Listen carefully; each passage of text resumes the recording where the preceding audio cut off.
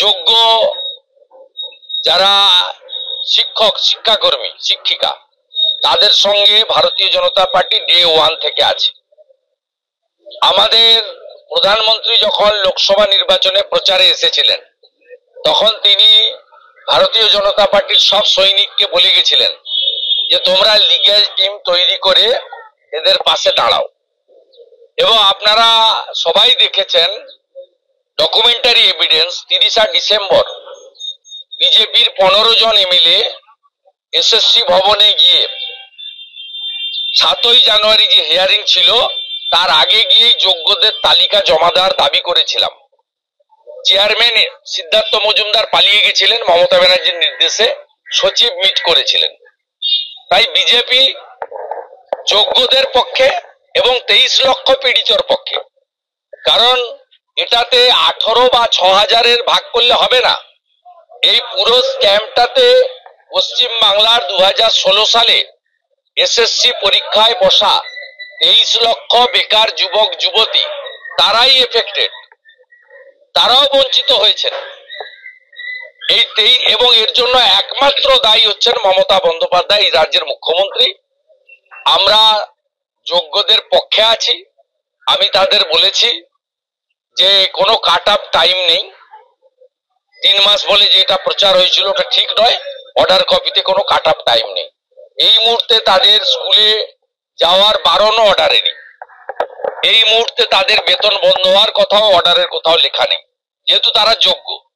এবং তাদেরকে আমি একটা জিনিস পরিষ্কার করে বললাম যে 20-25 জন যোগ্য শিক্ষক, শিক্ষাকর্মী, শিক্ষিকা বোনেরা এসেছিলেন, অত্যন্ত ভেঙে পড়েছেন। আমি তাদের বলেছি, দেখুন, মমতা ব্যানার্জি এবং তার পরিচালিত এসএসসি, পার্থ চ্যাটার্জির নেতৃত্বে, এসএসসির তো কোনো রোল ছিল না, এসপি সিনহার নেতৃত্বে আলাদা রিক্রুটমেন্ট কমিটি করা হয়েছিল এবং এসএসসির যে অটোনমি সেটা নষ্ট করে, এটা হয় না কোথাও। এসএসসি একটা অটোনমাস বডি, বিধানসভায় আইন করে তাকে দায়িত্ব দেওয়া হয়েছে, তার একটা হ্যান্ডবুক আছে নিয়োগের ক্ষেত্রে।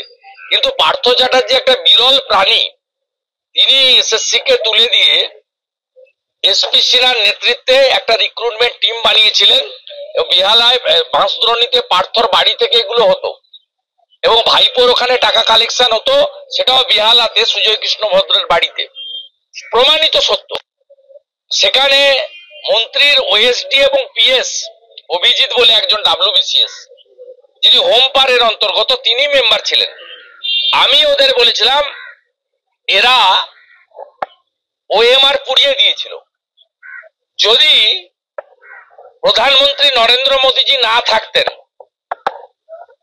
তার দপ্তরের আওতায় তো সিবিআইয়ের সিট না হতো, সেদিনের বিচারপতি আজকের বিজেপি সাংসদ অভিজিৎ গাঙ্গুলি যদি সিট গঠন না করতেন, তাহলে উড়ে যাওয়া ওএমআর কে নতুন করে পুনর্জীবিত করে, অর্থাৎ পুনর্মুদ্রিত করে ডকুমেন্টটা পেতেন না। তাহলে আপনারাও অযোগ্যের দলে পড়ে যেতেন।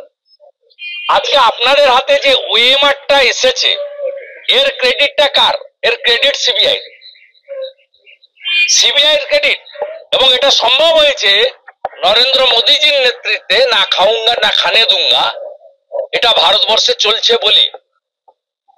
আজকে আপনি ওএমআর এর মার্কশিটটা নিয়ে, নাম্বারটা নিয়ে, একাডেমি নাম্বারটা নিয়ে আপনি প্রেসকে বলছেন, আপনি বিরোধী দলনেতাকে বলছেন, সাংসদের বাড়িতে গেছিলেন, আপনি মুখ্যমন্ত্রীকে বলছেন, সরকারি দলকে বলছেন, মিডিয়াতে বাইট দিচ্ছেন।